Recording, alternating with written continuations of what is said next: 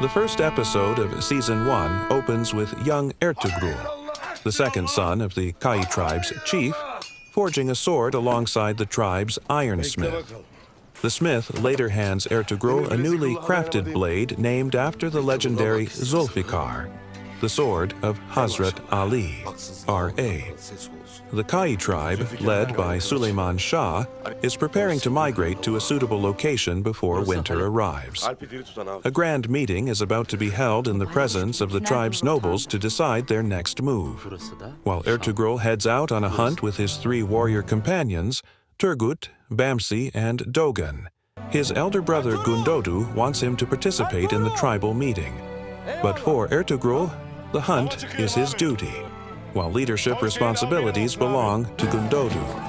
Gundodu shows his wife, Selkan, a map highlighting the best potential place for their nomadic tribe to settle before winter.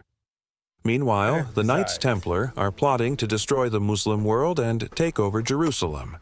Their Grandmaster, Petruccio Manzini, and Commander Titus are conspiring against the Seljuks and are working to convince the Pope to launch a new crusade.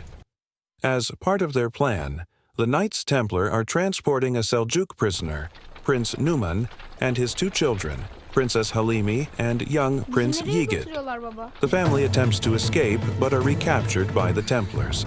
However, they later cross paths with Ertugrul and his companions, who defeat the Templars and bring the rescued family back to the Kayi tribe.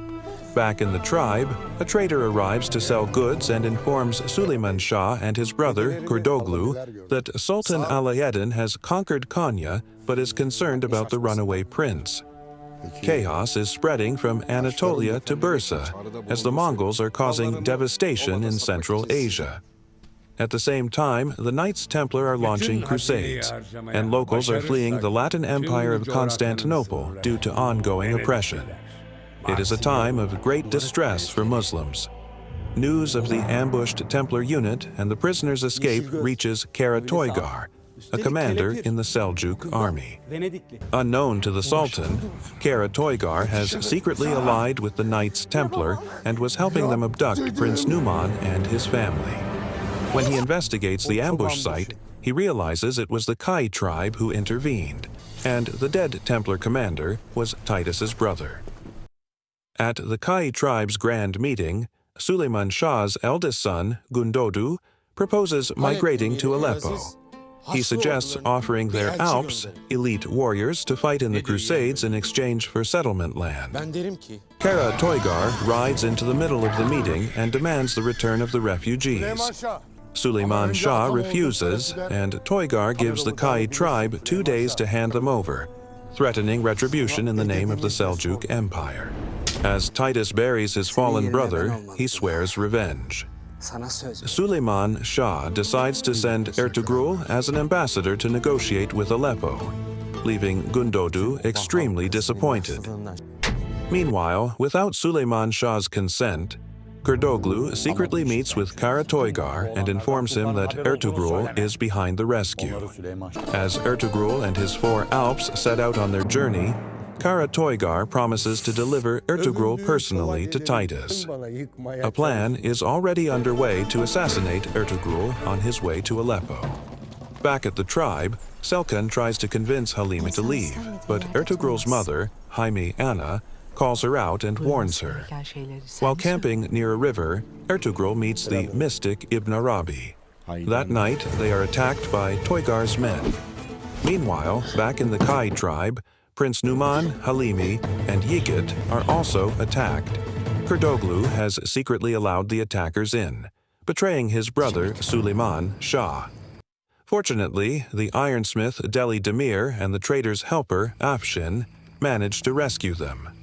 Angered by the failure of Toygar's men, Titus vows to hunt Ertugrul himself, ignoring Toygar's warnings. As Ertugrul and his men rest near the river, one of the Alps is injured. Ibn Arabi reappears to help them. Later, Commander Titus, disguised as an Islamic traitor, joins their camp with his followers after discovering Ertugrul's location. Back in the tribe, Süleyman Shah orders the punishment of all guards who allowed Toygar's men to sneak in. Meanwhile, the women prepare for the caravan, organizing goods to sell. As Ertugrul and his men arrive in Aleppo just in time for visiting day, he meets with Nasir and Al-Aziz, the ruler of Aleppo, along with his uncle, and receives a dinner invitation. Later, he finds out that Nasir, who is working with the Templars, plans to ambush Ertugrul later that night. At the dinner, Ertugrul is embarrassed by Sultan Al-Aziz regarding their lost weapons and has his proposal rejected. At night, Titus's men attempt to assassinate Ertugrul, but fail. The next morning, an enraged Titus asks Nasir to grant the Kayi tribe land near the Crusader border. As Ertugrul prepares to leave, he is informed by Al-Aziz, with Nasir's persuasion, that they will be given fertile land near the Asi River. He happily accepts, even though he knows it is near enemy territory. Back in the tribe, Gundogdu embarks on his journey as all their trade goods are ready. On the other side, the traitor Kurdoglu informs Karatoygar, who waits in ambush and attacks Gundogdu and the Alps, seizing the entire caravan. When Ertugrul returns home with good news, he finds out that Karatoygar's men ambushed Halim's family. At the headquarter meeting, Ertugrul announces the good news, and everyone rejoices and agrees to migrate. Later, during a traditional Kayi celebration, a Crusader spy disguised as a leper is caught trying to poison them. This brings the matter to Suleiman Shah's attention. He questions his son about the guest and warns him that they are dangerous. He also continues to push Ertugrul to marry Gökçe. Later, Ertugrul consults his mother, but the decision remains unchanged. The next morning, they receive news of Gundogdu's imprisonment from one of the survivors of the attack. Suleiman Shah summons Numan immediately and demands to know who he really is. In the end, Numan reveals that he is a prince of the Seljuk dynasty, a grandson of Sultan Izzeddin, a Shahzad. Later, Ertugrul proposes a plan to arrange a prisoner exchange in an open area where they can ambush. He is confident that Karatoygar will have no choice but to follow the plan, as he needs the Sultan's favor to get into the palace, and the Templars are backing him. As the tribe falls into disarray, Kurdoglu's plan begins to unfold. However, one of his accomplices, Beybora, starts to hesitate, thinking the plan is too treacherous, but he stays silent. Meanwhile, one of Ertugrul's men sees Sir Afshin speaking with Karatoygar's guards, requesting a meeting with Captain Bolu. Sir Afshin is later revealed to be a respected high-ranking commander who went missing. He convinces Captain Bolu not to let Karatoygar's plan succeed, warning it is a danger to the nation. Back at camp, Suleiman Shah names Kurdoglu as the leader during his absence. Later, Selsun, Gundogdu's wife, discovers Ertugrul and Suleiman Shah's ambush plan. She decides to take matters into her own hands and informs Kurdoglu, who then sends word to Karatoygar. Later, Suleiman Shah offers to exchange himself for his son. Karatoygar has no choice but to accept, as Suleiman Shah knows all about his alliance with the Templars and threatens to expose him to the Sultan. Back in the tribe, Kurdoglu's men create chaos under his orders, and he instructs Beybora to lead the takeover while Suleiman Shah is away. As the exchange takes place, Karatoygar is betrayed by his own men, led by Captain Bolu, who sides with Ertugrul based on Afshin's earlier instructions. Karatoygar is captured and brought back to the camp. When Grandmaster Petruccio learns about Karatoygar's capture and Titus's failure, he decides to travel to Aleppo to speak with Nasir and ensure the Kayi migration plan fails. Back in the Kayi tribe, Kurdoglu tries to convince the elders not to migrate to Aleppo, but Suleiman Shah returns unexpectedly. Although Gundogdu is saved, he is not happy, feeling that his brother has become the hero while he has become a laughingstock among the people. Meanwhile, Kurdoglu, as cunning as ever, tries to convince Suleiman Shah that he did what was necessary for the tribe while he was away. But Haymi is not convinced. Later, Alpargu, one of Kurdoglu's men, kills Beybora to protect their secret. At the headquarter meeting, Captain Bolu announces that Kara Toygar will be sent to the Sultan for his treachery, and all agree. Meanwhile, they prepare for migration, and Suleiman Shah surprisingly assigns Gundodu the task of returning the migration agreement to Aleppo. However, Suleiman Shah soon falls ill. Meanwhile, on the road, Titus and his men ambush Captain Bolu and his unit, rescuing Kara Toygar. Later, Gundogdu discovers his uncle's cunning plan and betrayal of Suleiman Shah. Their relationship begins to fall apart.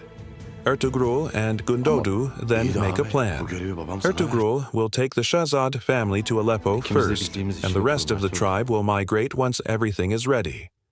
As soon as Kurdoglu learns of this plan, he sends his Alps to retrieve the Shahzad family. When the Alps catch up to Ertugrul, he defeats Kurdoglu's men, but does not kill them. Later, Titus and his men arrive and kill everyone. Back in the Kayi tribe, the council splits into two groups. Half follow Kurdoglu and half support Gundodu, as Kurdoglu lies, claiming Ertugrul killed his own Alps. Back in Aleppo Palace, the man who attacked Ertugrul survived. While in captivity, a traitorous servant named Esma poisons him to silence him.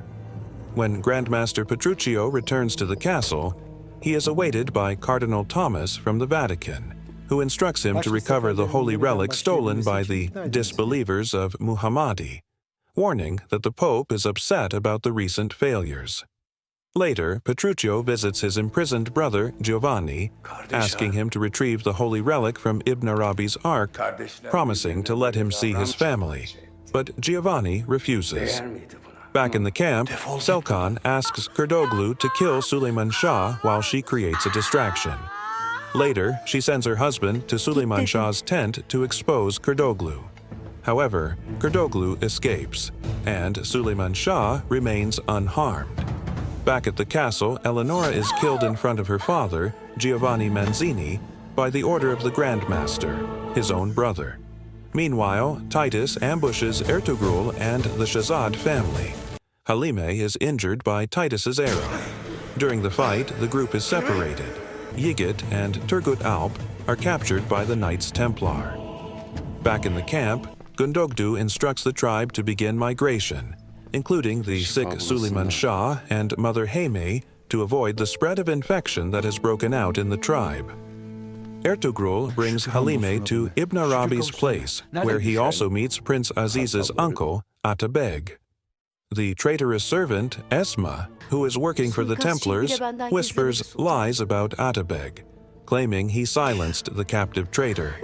Back in the camp, those who stayed behind are getting worse due to the infection spread from the sheep. When Ertugrul meets Prince Aziz to finalize the land acceptance agreement, he is suddenly accused of working with the Templars and dismissed. When Atabeg returns to the palace, he is seized by Nasir under Al-Aziz's orders and accused of being a traitor. Meanwhile, Beybora's son tries to assassinate Suleiman Shah to avenge his father's death, but Kurdoglu kills the boy before he gets the chance. Afterward, Kurdoglu claims his loyalty beside Suleiman Shah, but it's all part of his scheme. Back in the castle, Yigit is released and treated as a Shahzad.